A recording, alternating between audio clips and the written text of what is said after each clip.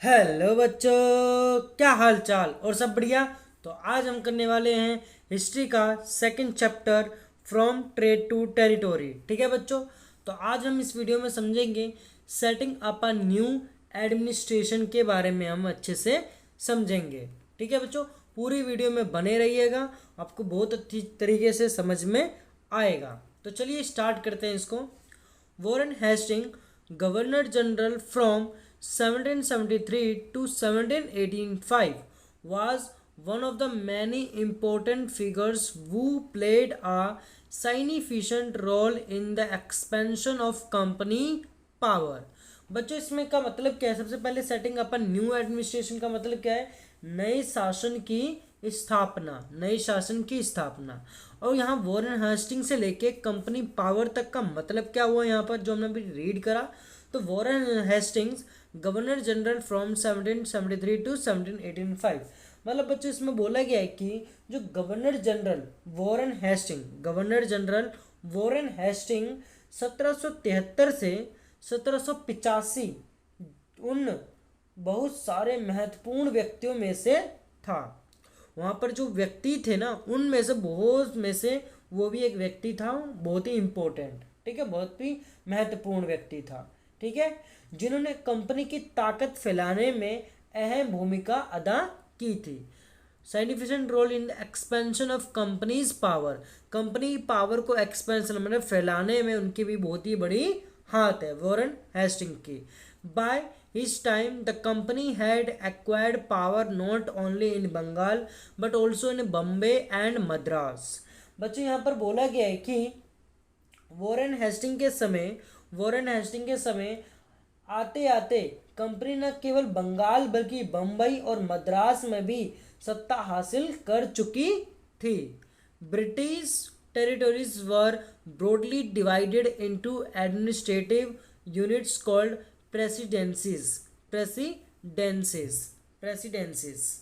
तो बच्चों इस लाइन में बोला गया है कि जो ब्रिटिश इलाके मोटे तौर पर प्रशासकीय इकाइयों में बटे हुए थे, जिन्हें हम प्रेसिडेंसी कहा जाता है। जो ब्रिटिश क्या थे, वो डिवाइड हो रखे थे, डिवाइड इनटू एडमिनिस्ट्रेटिव यूनिट्स में बटे हुए थे, जिसको हम क्या कहते हैं बच्चों? प्रेसिडेंसीज कहते हैं।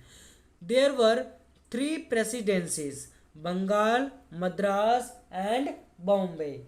उस समय 3 प्रेसिडेंसी थी। पहले कौन सी थी? बंगाल, मद्रास और बम्बे, जिसे हम हिंदी में बम्बई कहते हैं। Each was ruled by governor, और हर एक का शासन गवर्नर के पास होता था। The supreme head of the administration was the Governor General. Warren Hastings, the first Governor General, introduced several administrative reforms, notably in the sphere of justice. यहाँ पर बच्चों बोला गया कि सबसे ऊपर गवर्नर जनरल होता था। सबसे ऊपर कौन होता था बच्चों? गवर्नर जनरल होता था। वॉरेन हेस्टिंग ने कई प्रशासकीय सुधार किए। न्याय के क्षेत्र में उसके सुधार खास तौर से उल्लेखनीय थे, मतलब उनके बारे में दर्शाया गया है। ठीक है बच्चों, आगे बढ़ते हैं। From 1772 a new system of justice was establish. 1772 से एक नई न्याय व्यवस्था स्थापित की गई। Each district was to have 2 courts, a criminal court and a civil court. Criminal court को हम फौजदारी अदालत और सिविल कोर्ट को दीवानी अदालत। मतलब बच्चों इसमें बोला गया है कि इस व्यवस्था में, ये जो 1772 में एक नया सिस्टम लगाया गया, नई व्यवस्था अपनाई गई। कौन सी? इस व्यवस्था में प्रावधान किया गया कि हर जिले में 2 अदालतें होंगी। कितने बच्चों? 2 कोर्ट्स होंगे। एक सबसे पहली फौजीदारी अदालत और दीवानी अदालत होगी। इंग्लिश में criminal court and civil court. Maulvis and Hindu Pandits interpreted Indian laws for the European district collectors who presided over civil courts. The criminal courts were still under a qazi and mufti, but under a supervision of the collectors. बच्चों यहाँ पर बोला गया है कि दीवानी अदालतों के लिए मुख्य रूप यूरोपीय जिला कलेक्टर होते थे। मतलब यहाँ पर क्या बोला है कि जो सिविल कोर्ट के थे वो होते थे कौन, सिविल सिविल कोर्ट के जो होते थे यूरोपियन डिस्ट्रिक्ट के कलेक्टर्स होते थे।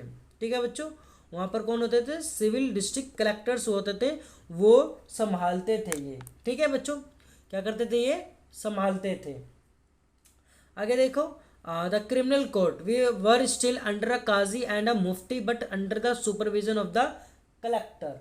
अब इसमें बोला है कि मौलवी और हिंदू, जो मौलवी और हिंदू थे, हिंदू पंडित के, उनके लिए भारतीय कानूनों की व्याख्या करते थे।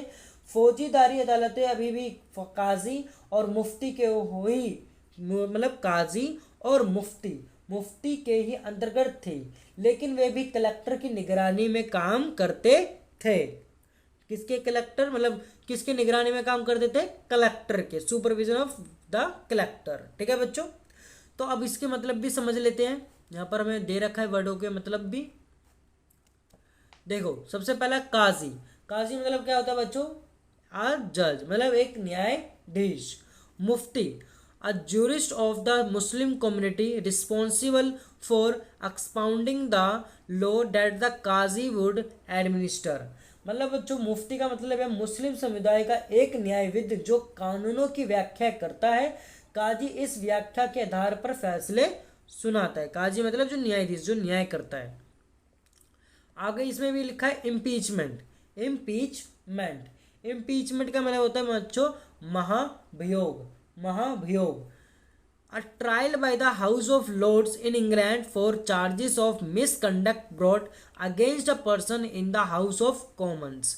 मतलब बच्चे इसमें बोला कि जब इंग्लैंड के हाउस ऑफ कॉमन्स में किसी व्यक्ति के खिलाफ दुराचरण का आरोप लगाया जाता है तो वो हाउस ऑफ लॉर्ड्स में उस व्यक्ति के खिलाफ मुकदमा चलता है। इससे हम क्या कहते हैं बच्चों, महाभियोग, मतलब इम्पीचमेंट कहते हैं। ठीक है बच्चों, क्या कहते हैं हम इसको, इम्पीचमेंट। आगे पढ़ते हैं हम।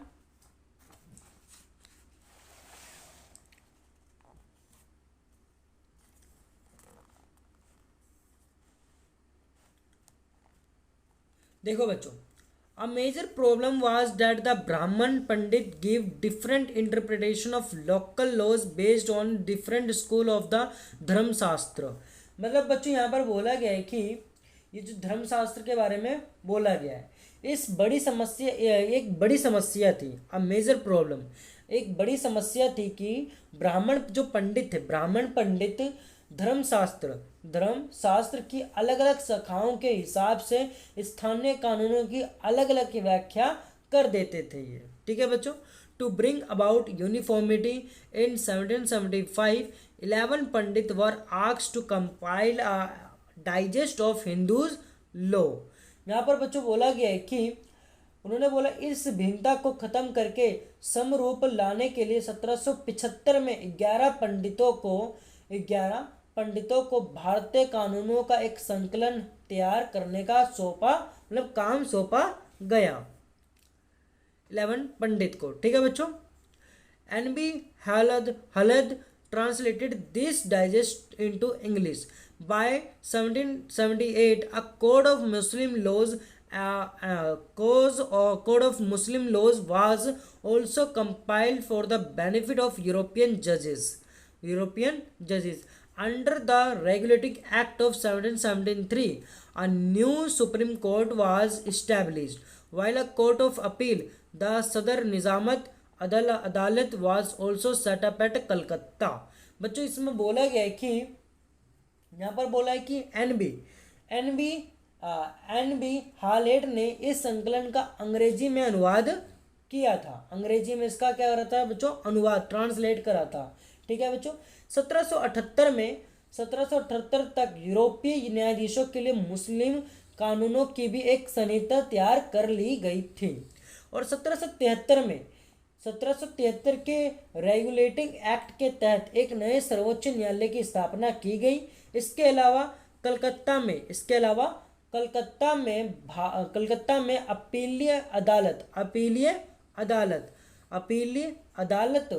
अदालत सदर निजामत अदालत की स्थापना की गई। किसके बच्चों? सदर निजामत अदालत की। ठीक है बच्चों, आगे बढ़ते हैं। The principal figure in an Indian district was the collector. भारतीय जिले में कलेक्टर सबसे बड़ा ओहदा होता था। As the title suggest, his main job was to collect revenue and taxes and maintain law and order in his district with the help of judges, police officers and darogas। बच्चों यहाँ पर लिखा गया है कि यहाँ पर जैसे कि नाम से ही पता चलता है कि उसका मुख्य काम क्या होगा? लगान और कर इकट्ठा करना तथा न्यायाधीशों, पुलिस अधिकारियों व दरोगों की सहायता से जिले में कानून व्यवस्था बनाए रखने का होता है। His office, the collectorate, became the new center of power and patronage that steadily replaced previous holders of authority। उसका कार्यालय कलेक्टर सत्ता और संरक्षण का नया केंद्र बन गया था जिसने पुराने सत्ता केंद्र को हाशिए पर ढकेल दिया। ठीक है बच्चों, हाशिए पर ढकेल दिया। तो आई होप आपको ये चीज़ अच्छे से समझ में आ गई होगी यहाँ तक, और यहाँ तक आप बिल्कुल अच्छे से समझ में आ गया होगा। कहीं भी दिक्कत होती है तो ज़रूर हमें कमेंट में बता देना बच्चों। अगले हम वीडियो में पढ़ेंगे तो कंपनी आर्मी के बारे में पढ़ेंगे। ठीक है बच्चों, तो आज के वीडियो के लिए बस इतना ही रहने देते हैं। अगर आपको अच्छे से समझ में आया तो ज़रूर चैनल को सब्सक्राइब कर देना और बेल आइकन दबाना ना भूलना। ठीक है बच्चों, तो मिलते हैं हम अपने अगले वीडियो में। आज के वीडियो के लिए बस इतना ही। धन्यवाद।